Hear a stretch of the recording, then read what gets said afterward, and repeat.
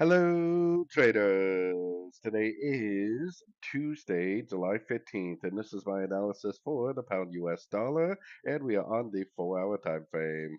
So on the pound dollar has been very strong to the downside, and this definitely to me does not look like an overlapping crescent, but instead it looks like an impulsive 1, 2, 3.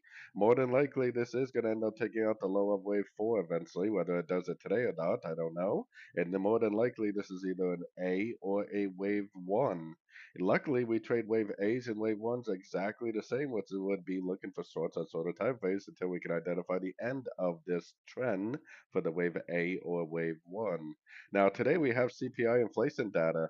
At some point, we're going to have to make a wave four. Which a wave four will probably be about this size, and then go down again for wave five. So I think there's a good chance we'll get something like this to finish off the 5 waves of A or the 5 waves of 1.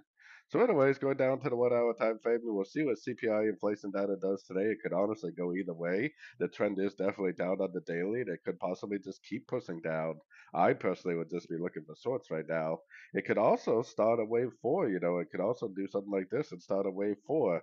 For me personally, I'm not looking to trade a wave four because the daily and the weekly is down, which means I'm only looking for shorts right now. So if it does decide to make some sort of a wave four, I will likely just let it play out, and I'll likely just try to go short again at the end of the wave four. Definitely safer than trying to catch a counter trend long opportunity. So anyways, don't forget to check out my free Discord channel, linked down here in the corner. Take a look at my website, fxpipcollector.com, and as always, thank you for watching and happy trading.